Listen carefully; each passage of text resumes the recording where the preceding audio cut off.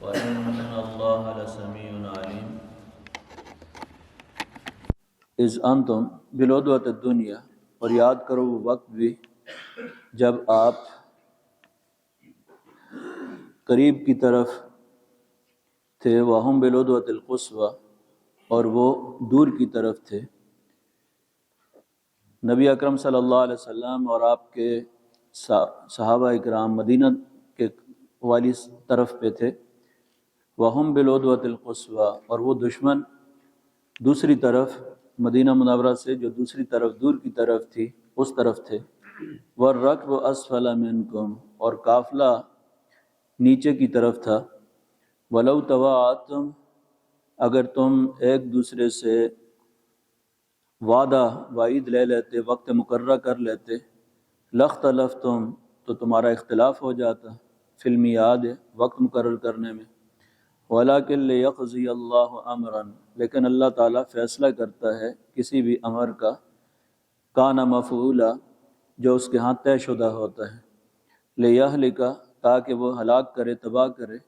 من ہلک، جو تباہ ہونا چاہتا ہے خود ہی، ام بینہ، دلیل کے ساتھ اللہ اس کو تباہ کرتا ہے، ویحییٰ، اور زندہ رکھتا ہے، من حی، جو زندہ رہنا چاہتا ہے، ام بینہ، اس کو بھی دلیل کے ساتھ زندہ رکھتا ہے۔ وَإِنَّ اللَّهَ لَسَمِيعٌ عَلِيمٌ، بے شک اللہ تبارک و تعالی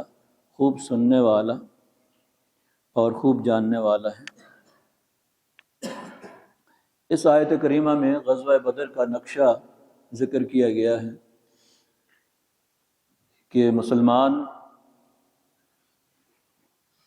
اس جانب تھے جو کہ مدینہ منورہ کی کے قریب تھی، اور دشمن ابو جہل جو ہے وہ دوسری طرف تھا جو مدینہ منورہ سے دور کی طرف۔ العدوہ کہتے ہیں کنارے کو، اور الدنیا کا مطلب قریب، قریب کا جو کنارہ تھا، قریب کی جو طرف تھی، اس وقت اس طرف نبی اکرم صلی اللہ علیہ وسلم اور آپ کی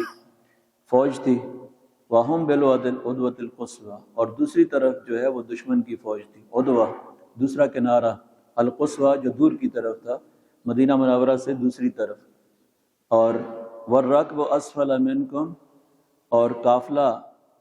نیچے کی طرف ساحل سمندر پر بچ کر نکل گیا۔ تو یہاں ان تین گروہوں کا ذکر کر کے نقشہ غزوہ بدر کا ذکر کیا جا رہا ہے۔ بظاہر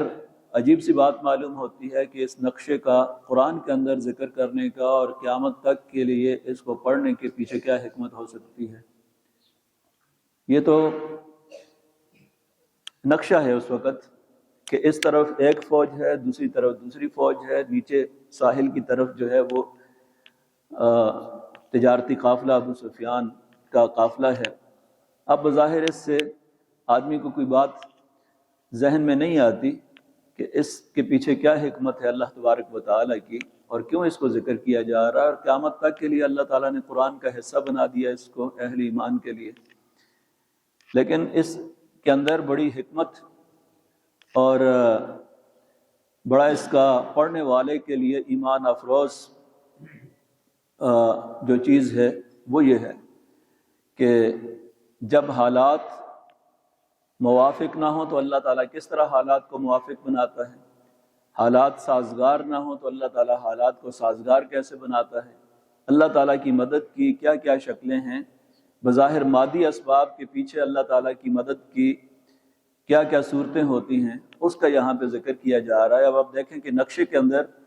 جس طرف مسلمان تھے جگہ ریتیلی تھی، پتھریلی جگہ تھی، پانی نہیں تھا۔ ابو جہل نے پہلے پہنچ کر پانی پر قبضہ کر لیا، وہ جگہ مضبوط تھی اور جنگی نقطہ نظر سے وہ جگہ جو ہے وہ زیادہ مناسب تھی، موافق تھی۔ اب سارے اسباب جو ہیں ظاہری اور مادی اسباب جو ہیں وہ دشمن کا ساتھ دے رہے ہیں کہ ان کی تعداد زیادہ ہے، 313 کے مقابلے میں 1000 ہے، اسلحہ ان کے پاس مسلمانوں کے مقابلے میں زیادہ ہے، سواریاں ان کے پاس زیادہ ہیں، سارے کے سارے زرہ کے اندر ملبوس ہیں، پانی پر ان کا قبضہ ہے، اور جس جگہ میں نقشے کے اندر وہ ہیں وہ جگہ بھی ان کے پاس زیادہ اچھی جگہ ہے۔ اب دوسری طرف مسلمان ہیں، تعداد تھوڑی ہے اور ساز و سامان بھی کم ہے، اور دوسری طرف جو جگہ ملی ہے ان کو وہ جگہ بھی کوئی موافق جگہ نہیں ہے لڑنے کے نقطہ نظر سے، کہ پانی بھی نہیں ہے، فوج کی سب سے اہم ترین ضرورت جو ہے وہ پانی ہوتی ہے، وہ بھی نہیں ہے۔ اب اللہ تبارک و تعالیٰ نے یہ دکھانا تھا کہ دیکھو جن کی پشت پہ کوئی مادی اسباب نہیں ہے، ظاہری اسباب نہیں ہیں، اللہ تبارک و تعالیٰ نے ان کو اپنی خالص اپنی مدد سے کس طریقے سے ان کو فتح اور کامیابی دی ہے، اور جن کے پاس دنیا بھر کے سارے ظاہری وسائل، ظاہری اسباب، مادی اسباب سارے کے سارے موجود ہیں، بظاہر وہ ناکامی کی کوئی چیز بھی دور تک بھی نظر نہیں آتی، اللہ تبارک و تعالیٰ نے کس طریقے سے ان کو بدترین ناکامی کا ان کو سامنا کرنا پڑا۔ تو یہ ہے اس کے پیچھے، اس پورے نقشے کے پیچھے بھی کہ اللہ تبارک و تعالیٰ نے یہ جو نقشہ یہاں پر ذکر کیا ہے، اس کے اندر بھی اپنی مدد نصرت کی ایک شکل جو ہے وہ ذکر کی۔ اذ انتم بالعدوۃ الدنیا، جب آپ قریب کی طرف مدینہ منورہ، قریب کی طرف سے مراد مدینہ منورہ سے جو قریب والی طرف ہے وہ مراد ہے، جب تم قریب کی طرف تھے، وہم بالعدوۃ القصویٰ، اور وہ ہم سے مراد دشمن ہے، بالعدوۃ القصویٰ وہ دوسری جانب تھے اور دور کی طرف دشمن تھا، والرکب اسفل منکم، اور قافلے کا ذکر اس لیے کیا گیا ہے کہ قافلہ تم سے نیچے تھا، مطلب 3 میل کے فاصلے پہ ساحل سمندر سے قافلہ بچ کر نکل چکا تھا۔ تو یہاں یہ بتانا تھا کہ ابو جہل مطمئن ہو گیا تھا کہ قافلہ تو ہمارا بچ کے نکل گیا، اب ہم مطمئن ہو کر دشمن کے ساتھ یعنی نبی صلی اللہ علیہ وسلم کے ساتھ لڑ سکتے ہیں۔ وہ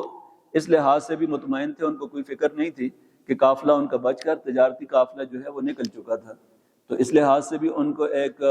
حوصلہ مل گیا تھا ابو جہل کو اور ان کے گروہ کو۔ اب یہاں پہ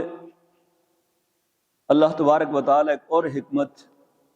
کہ اللہ تعالیٰ نے یہ جو جنگ کی ہے غزوہ بدر کی، بظاہر اس میں کوئی منصوبہ بندی نظر نہیں آتی تھی کہ نبی صلی اللہ علیہ وسلم ابتداءً ہی ابو جہل کے ساتھ لڑنے کے لیے نکلے ہوں، ایسا نہیں تھا، بلکہ ابتداءً وہ قافلہ تھا جس کے پیچھے نکلے تھے، جو جنگی سامان اور یہ سارا لے کر آ بھی رہا تھا، اور مسلمانوں کے خلاف جو خرچ ہونا تھا ان کا تعاقب مقصود تھا۔ لیکن کس طرح محض جو ظاہری طور پر اتفاق ہے کہ ابو جہل بھی اپنے قافلے کو بچانے کے لیے نکلا تھا، دونوں ایک ہی دن کے اندر صبح ابو جہل پہنچتا ہے، شام تک نبی اکرم صلی اللہ علیہ وسلم کے صحابہ کرام کے ساتھ وہاں پہ پہنچ جاتے ہیں، اور بظاہر اتفاقاً دونوں کا آمنا سامنا وہاں پر ہوتا ہے۔ نہ ابو جہل پورے ارادے سے یہ نکلے تھے کہ ہم نے مسلمانوں کے ساتھ لڑنا ہے، بلکہ اصل قافلے کو بچانا مقصود تھا، اور نبی اکرم صلی اللہ علیہ وسلم بھی قافلے کے تعاقب میں نکلے تھے۔ تو یہاں آمنا سامنا جو ہے اس کا ذکر اللہ تبارک و تعالیٰ کرتے ہیں کہ یہ تمہارے لیے تو محض اتفاق تھا، لیکن اللہ تعالیٰ کے پوری منصوبہ بندی کا ایک حصہ ہے۔ اللہ تعالیٰ کرنا ہی یہ چاہتا تھا، اس کا طے شدہ فیصلہ تھا کہ تمہارا آپس میں آمنا سامنا ہو، اور حق بھی واضح ہو جائے اور باطل بھی واضح ہو جائے کہ کون حق پہ ہے کون باطل پہ ہے، اللہ تعالیٰ کی مدد اور نصرت کس کے ساتھ ہے، یہ فیصلہ ہونا تھا، اور اس کے لیے اللہ تبارک و تعالیٰ نے یہ سارے اسباب وسائل پیدا کر دیے۔ وَلَوْ تَوَاعَدْتُمْ، اگر تم نے وقت طے کیا ہوتا، پہلے ہی سے وقت طے کیا ہوتا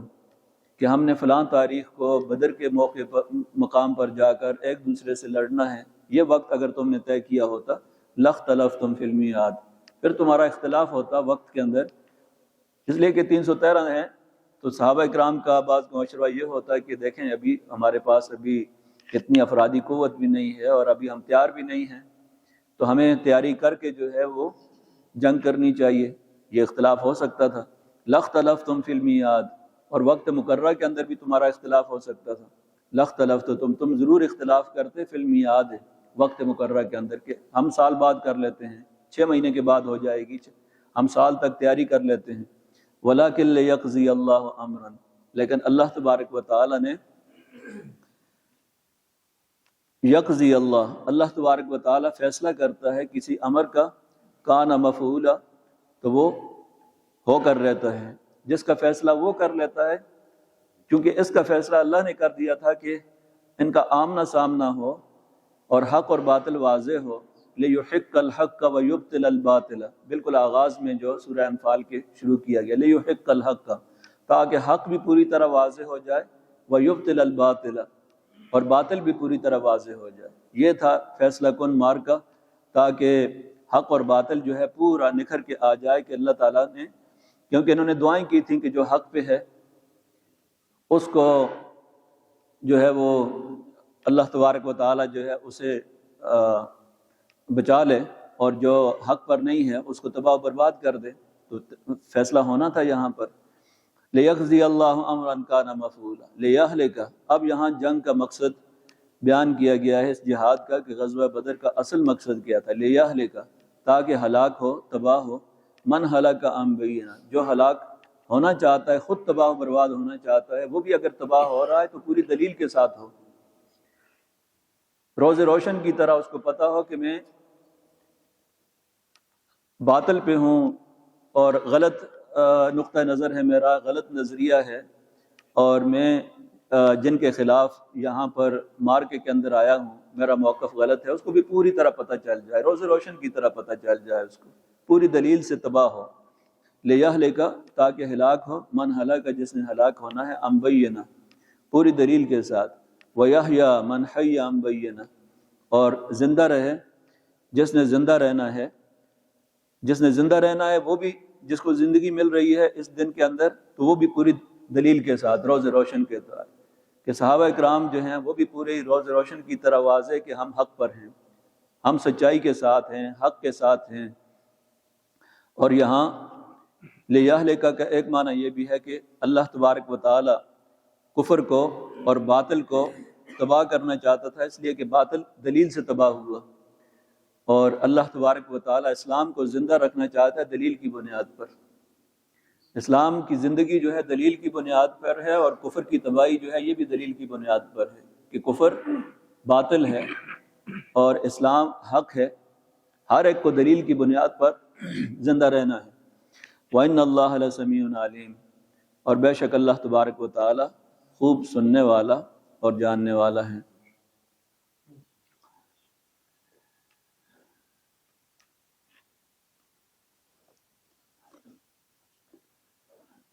الحمد للہ رب العالمین۔